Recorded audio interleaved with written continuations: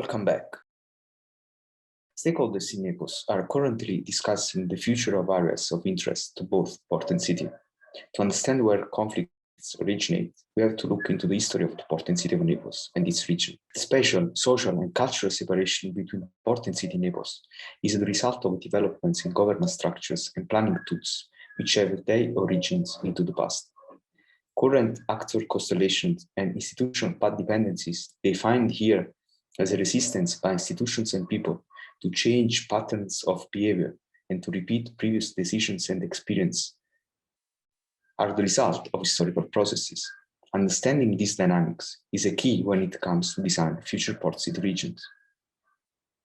We can define three main moments of change in the port city history of Naples, or using the language of path dependence, critical junctures. Each of these moments was characterized by progressive spatial separation of the port from the city. For many centuries, various kings and rulers of the city were also in charge of the port. During that period, port and city stakeholders supported each other to facilitate trade and military activities.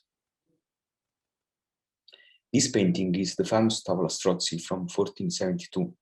It illustrates the growth of the port city of Naples. It shows the port as a continuation of the city and a small and compact mercantile city with a mixture of houses, port warehouses, and social groups that made the market area an iconic place for trade and commerce. Until the 19th century, city and port grew together.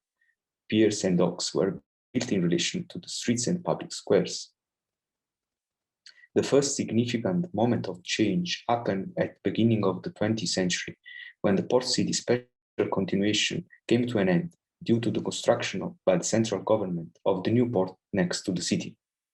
Moreover, shared leadership of port and city disappeared when the state established the port agency in 1918. From that moment on, port and city were planned as two separate entities. Containerization, beginning in the 1960s, is the second moment of change, generating further detachment of port and city. The traffic increased, mainly because of petroleum transportation and shipbuilding activities, leading to the exponential growth and special expansion of the port outside the city. A third moment of change occurred as a result of restructuring of the governance of the port, which took place in 1994, when the central government transformed the port authorities into public agencies in charge of port planning. As the national government facilitated the construction of interland and rail and road infrastructure, the new port authority focused on facilitating trade rather than on collaboration with the local municipalities. The new infrastructures facilitate the flow of trucks and goods out of the port, but they also create spatial, functional, and a visual rupture between the city and the sea.